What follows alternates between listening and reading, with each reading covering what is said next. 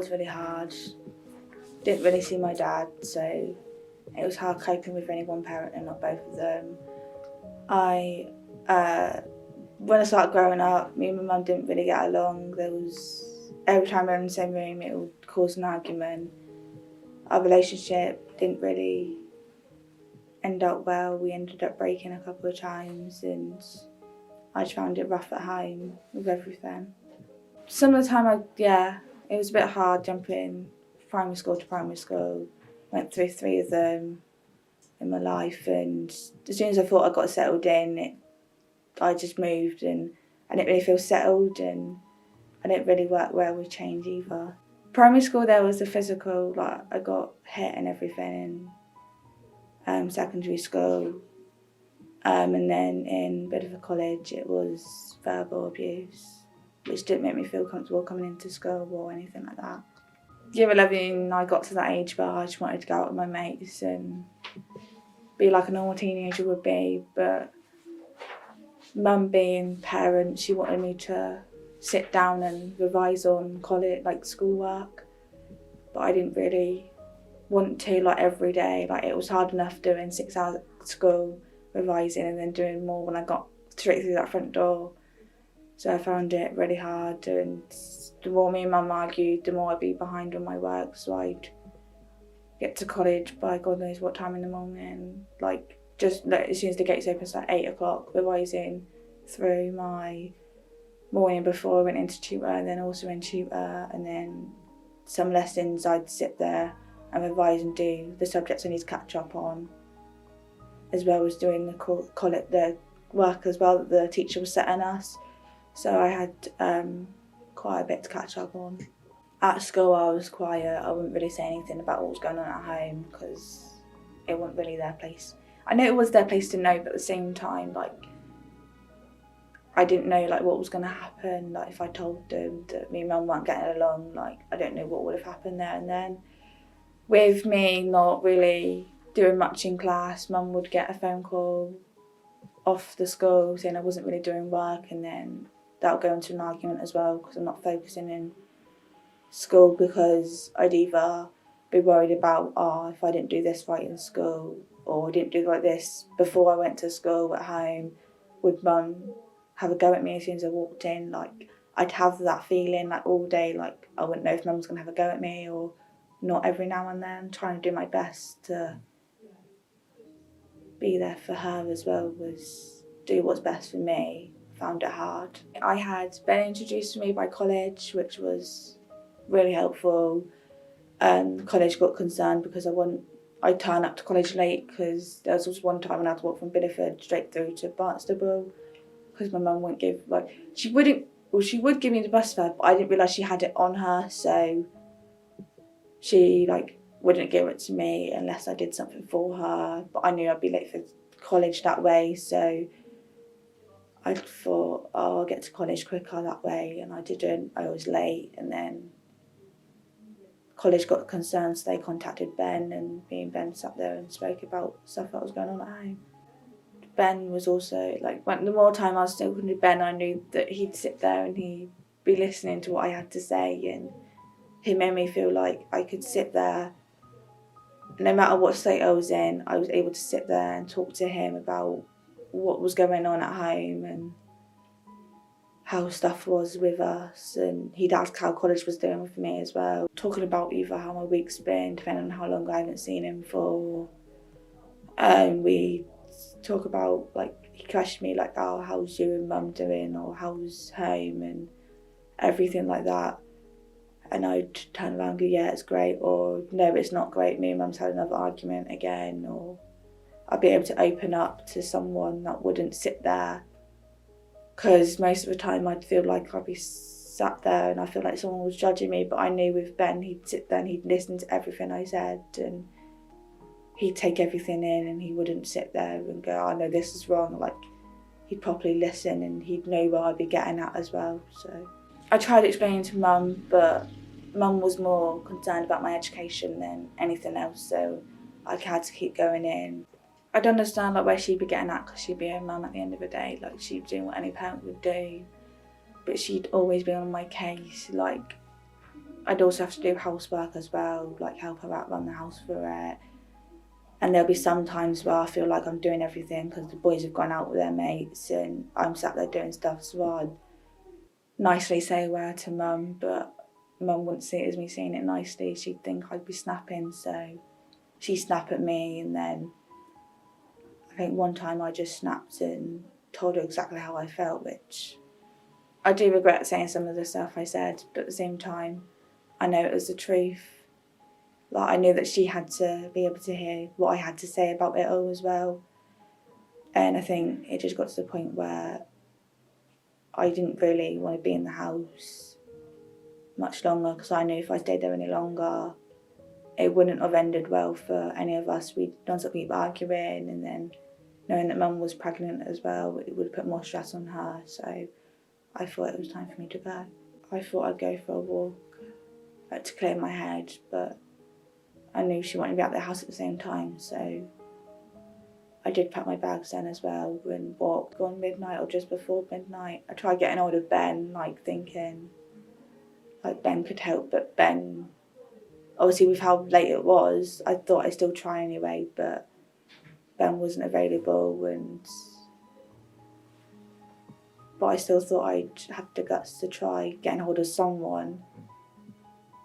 Even though they might not have been awake or anything, like at least I tried. And then this lady picked me up. She noticed me because I was scared. I had this bag on me. It was cold, it was raining, and I was crying, like, because I felt I had nowhere to go. And she met me on the bridge. I didn't want to be there at the time. Like, I knew, like, it made me feel uncomfortable with, like, knowing I was sat there in the police station, but I knew, like, I'd be safe as well. But, like, I knew, like, they'd take me back to Mum, and then if I did go back to Mum, it would cause another argument again. Like, it didn't really help, but at the same time it did, like, it got me out of the house as well. But I knew there'll be an argument every now and then with Mum. So, working with Tash, I think to begin with, there was obviously in Campus we work with lots of different young people with different issues, and I think the first thing with Tash was sort of noticing that there was a lot more than what she was presenting. So she was certainly she was saying she was struggling, but I think there was always more, and it was a process to work with her to give her a situation to feel comfortable enough to really open up and share what was going on for her. And then, it was always a pleasure to see her, and most of the time she was very upbeat and looking after herself. But I think there was, gradually she was able to talk to me honestly about what was happening. She was always very brave, which is highlighted when she left home and was on the bridge on her own in the middle of the night, but was still able to reach out and accept support. It was consistent working with her, so we'd see each other on a weekly basis. Whether that was at the youth centre or at college, we'd always have a long chat about things other than her housing situation. And she was also, willing to trust in people's decisions because she was so vulnerable and so alone at that point. And she worked really well with myself and Simon from Torridge Housing and Encompass, and then more recently with Kay and Sophie whilst being in the project. The main thing with her is how much she's grown during this 2-year journey. She has become really independent and mature, and probably would admit herself at sort of 16 when we first met her, that was some of the things she was struggling with, independence. She was taking a lot of responsibility at home that maybe she shouldn't have been at that age anyway, but it's the growth. She was maybe, using that energy to look after others, and now she's learned to look after herself. Pleasure to work with always, and I wouldn't say that there wasn't worries at times, but she was able to engage and attend appointments and be contactable and flexible enough to try new things that we were offering, and now has wholly accepted her place in our supported living project and is doing better and better. There was this time where I turned around and I had a phone call, or Ben messaged me saying that I had a interview here in Bideford with Kay and Simon, and I thought like my hope was back again. Like I realised like my hope hadn't gone. It's just like I felt like nothing was happening, but I knew that I was, like stuff was happening. I'm guessing Ben put his foot down and made it happen. I felt like I'd be judged the moment I got walked through the door, or no one would understand how it feels. But that day I met really nice people, and they do know how it's felt to be left alone and scared, and I was happy there was people here that understood me for who I was, and not a lot of my background, but knew some of my background, like what I'd been through, and it helped, and I started to feel a lot more comfortable and I wasn't scared, and it helped a lot knowing that I had the support I needed. Living here has made me feel a lot like home. Like I know I had home with Mum, but here it's more quieter and I'm able to focus on more stuff. I don't have the stress, or as I would say, Mum breathing down my neck all the time, and I'd be able to have that space and do what I can, and at my own pace. I wouldn't have people going on and on and on about doing this and that and this and that. I'd be able to work at my own speed, and it would help a lot. And then getting to know people, the first couple of weeks it was hard. Like I kept myself to myself for a while, like not a lot though, but a bit. And then when I started to get to know them all a lot more, it made me feel like I wasn't alone, like I said. And when I got to know the people more and they got to know me, like I knew like it wasn't going to be as bad as I thought it was going to be. Like when I arrived, I thought, oh, everyone's going to hate me, or I'm a new girl, it's going to be like, oh, no one's going to talk to me or anything like that. But I was wrong, because the first moment I came through the doors, I knew I went into my room, sorted everything out with my auntie, said bye to my auntie, and then Kay, which was a support worker that works here, brought me in here and introduced me to a few people, and I felt a lot better knowing that, like, I thought the moment I walked through this door, I thought I'd be judged for who I was, but I wasn't. Like, yeah, I was shy because it's a new place and change doesn't work with me. Like, I get my head around change quite a bit, but I thought, well, I knew the first couple of weeks, like, I'd adapted to it quicker than I did. Yeah, right, my grandparents, their family, but I didn't adapt to that as quickly as I did when I was here. Like, found it hard to adapt there because granddad and everything going on like that. But here I felt more used to the place, and I was able to feel a lot like I was at home, and there wasn't anyone there telling me what to do or how to feel, or when I had to do this by this amount of time or anything like that. I felt like I was able to be my own person there and then. Yeah, it's quite nice actually watching someone they kind of spread their wings a little bit and sort of blossom. And Tasha's got this amazing cheeky grin that we didn't used to see very often before, and now we see it quite often. She's doing well at college. She talks to us. If she's got a problem, she'll phone us pretty much straight away. And I know that's something that takes time for people. So I've seen her confidence up. I've seen her ability to communicate and to socialise with other people really, really improve. Yeah, she's great. I guess it's seeing where my journey takes me and knowing that I'm still going to have the support from Ben and Sophie there if I need them. And I'm guessing the next step would be getting my own place and finding a job and being the person I want to be and have been from the start. Like, I've always wanted to be that independent woman that's managed to get to her own steps, but there's nothing ashamed to ask for help. Like, help's there when you need it. Like, you don't shut it away. Like, if you really need it, you don't shut it away. You actually talk to them when you need them the most. Like, if you shut them away, then they'll turn around and go, right, okay, you don't need the help then. You know, what's the point of asking me in the future? Like, I've done it to loads of times, loads of people before, but the moment that Ben from Encompass came in from college, I knew that it was time for me to not shut people away, like, to actually talk to them and make them understand, like, not make them understand, but help them understand what's really going on, and it's helped a lot. We're very lucky we can work in a flexible way, and we're funded by Children in Need, so the funding is already in place, so there's not a set amount of time we have to work with someone. It can be open-ended, and the same goes in reverse, that if the young person doesn't want to engage, there's no pressure for them to engage.